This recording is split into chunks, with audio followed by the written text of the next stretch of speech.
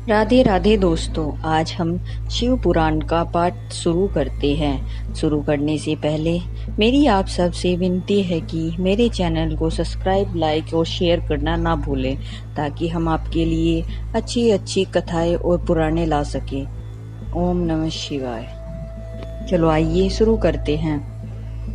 राधे राधे दोस्तों, आज हम आपको आगे की कथा सुनाते हैं। चलो आइए शुरू करते हैं। देवी उमा का हिमवान की हृदय तथा मैना के गर्भ आना, गर्भावस्था, देवी का देवताओं द्वारा सत्वन, उनका दिव्य रूप में प्रादुर्भाव, माता मैना से बातचीत तथा नवजात कन्या के रूप में परिवर्तित होना।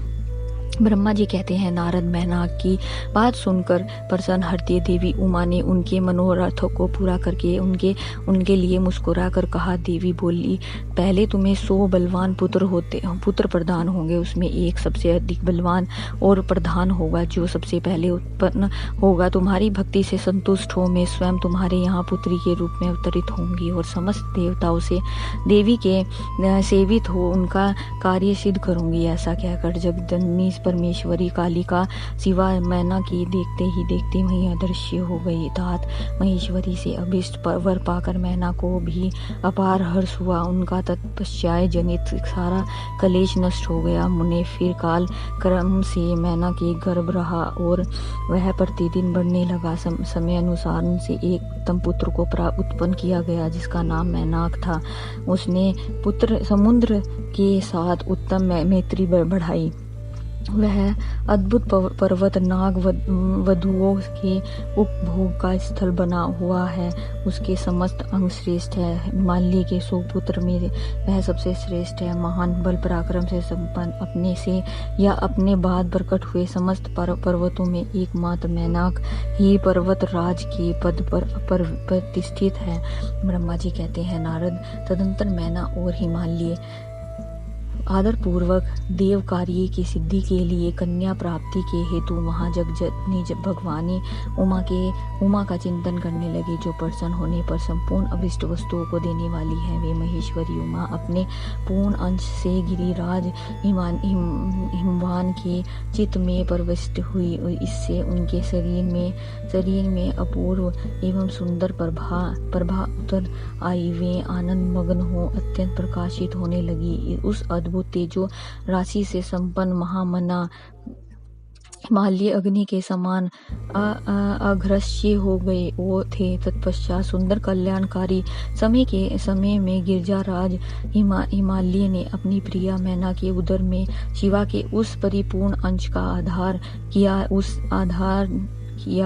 इस तरह गिरिराज की पत्नी मैना ने हिमवान के हृदय में विराजमान करुणा निधान देवी की कृपा से सुखदायक गर्भ धारण किया। संपूर्ण जगत की निवास भूता देवी के गर्भ में आने से गिरि प्रिया मैना सदा तेजो मंडल के बीच में स्थित होकर अधिक शोभा पाने लगी। अपनी प्रिया शुभांगी मैना को देख के गिरिराज हिमवान बड़ी प्रसन्नता का अनुभव करने लगी। गर्भ में जगदम्बा के आ जाने से वे महान तेज से संपन्न हो गई थी। मैंने उस अवसर में विष्णु और आदि देवता और मुनियों ने वहां आकर गर्भ में निवास करने वाली शिवा देवी की स्तुति की और तदंतर माहेश्वरी की नाना प्रकार से स्तुति करके प्रसन्नचित हुए। वे सब देवता अपने अपने धाम को चले गए। जब 9वां महीना बीत गया, तब 10वां भी पूरा हो चला। तब जगदम्बा कालिका ने समय पूर्ण होने पर गर्भावस्था शिशु की जो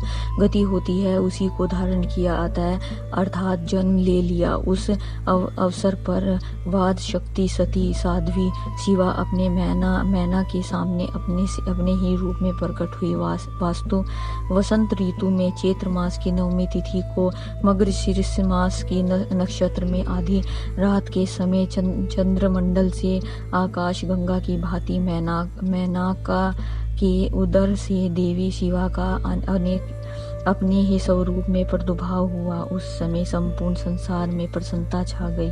अनुकूल हवा चलने लगी, जो सुंदर सुगंधित एवं गंभीर थी। उस समय जल की वर्षा के साथ फूलों की वर्षा हुई। विष्णु आदि सब देवता वहां आए। सबने सुखी होकर प्रसन्नता के साथ जगदम्बा के दर्शन किए और शिवालोक में शिवलोक में निवास करने वाली दिव्य रूप माँ महामाया शिवकामिनी मंगलमयी कलिका का माता का सत्वन किया। नारद जब देवता और लोग स्तुति करके चले गए तब मैन के का उस समय प्रकट हुई नील कमल दल के एक समान कांति वाली श्याम वर्णो देवी को देखकर अतिशय आनंद का अनुभव करने लगी। देवी की उस दिव्य रूपा का दर्शन करके गिरी प्रिया मैना को ज्ञान प्राप्त हो गया। वे उन्हें परमेश्वरी समझकर अत्यंत हर्ष से उल्लसित हो उठी और संतोष पूर्वक बोली। मैना ने कहा, जगदम्बे महेश्वरी, आपने बड़ी कृपा की है जो मेरे सामने प्रकट हुई है। अंबिके, आपकी बड़ी शोभा हो रही है। शिवे, आप संपूर्ण शक्तियों में आदि शक्ति हैं तथा तीनों लोकों की जननी हैं। देवी, आप भगवान शिव को सदा ही प्रिय हैं। आप संपूर्ण देवताओं से प्रसन्नचित पराशक्ति हैं। महेश्वरी, आप कृपा करें और इसी रूप में मेरे ध्यान में स्थित हो जाएं। साथ ही मेरी पुत्री के अनुरूप प्रत्यक्ष दर्शनीय रूप धारण करे। ब्रह्मा जी कहते हैं, नारद पर्वत पत्नी मैना की यह बात सुनकर अत्यंत प्रसन्न हुई। शिवा देवी ने उस गिरी प्रिया को इस प्रकार उत्तर दिया। देवी बोली, मैना, तुमने पहले तपस्या पूर्वक मेरी बड़ी सेवा की है।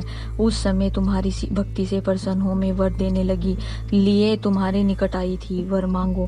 मेरी इस वाणी को सुनकर तुमने जो वर मांगा वह इस प्रकार है। महादेवी, आप मेरी पुत्री हो जाएं और देवताओं का हित साधन करे। तब मैं तथास्तु कहकर तुम्हें सादर यह वर दे दिया और मैं अपने धाम को चली गई। गिरी कामिनी उस वर के अनुसार समय पाकर आज मैं तुम्हारी पुत्री हुई हूँ। आज मैंने जो दिव्य रूप दर्शन कराया है इसका उद्देश्य इतना ही है कि तुम्हें मेरे स्वरूप का स्मरण हो जाए, अन्यथा मनुष्य रूप में प्रकट होने पर मेरे विषय में तुम अनजान ही बनी रहती।